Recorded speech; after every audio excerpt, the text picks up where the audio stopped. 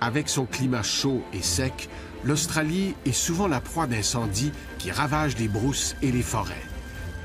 Chaque année, des milliers d'hectares de végétation sont la proie des flammes. Mais dans ce continent, les pompiers font face à un obstacle supplémentaire. Pendant qu'ils s'acharnent à combattre ces feux, des pyromanes s'affairent plutôt à les propager.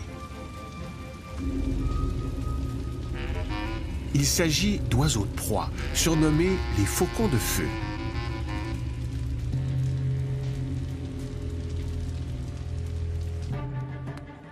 Lors d'incendies, il leur arrive de ramasser des brindilles en flammes dans leur bec ou dans leurs pattes.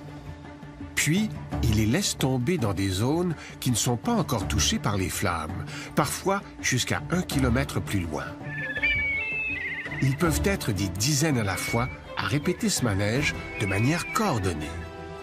Il leur arrive même de voler des brindilles dans des feux de cuisson allumés par l'humain. Au moins 3 espèces agissent ainsi: le milan noir, le milan siffleur et le faucon brun. Pourquoi ces rapaces veulent-ils propager ainsi les incendies? La réponse est simple: pour trouver des proies. Lorsqu'une forêt s'embrase, les animaux qu'elle abrite prennent la fuite. Les rapaces peuvent alors capturer les petits oiseaux, les rongeurs, les reptiles et les insectes qui sortent de leur abri. Ce comportement est connu depuis des millénaires par les populations aborigènes, et le faucon de feu fait même partie de la mythologie locale. Mais les autorités australiennes étaient sceptiques, jusqu'à ce que le géographe américain Mark Bonta et l'ornithologue australien Robert Gosford se penchent sur le phénomène.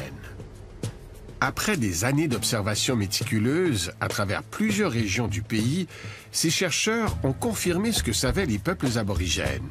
Ces oiseaux de proie transportent délibérément des tisons vers des zones de végétation que le feu n'a pas encore atteint. Leur étude a été publiée dans le Journal of Ethnobiology. Les chercheurs croient que ce phénomène pourrait aussi se produire en Amérique du Sud et en Afrique. Cette découverte démontre que les humains ne sont pas les seuls à avoir appris à maîtriser le feu pour assurer leur survie.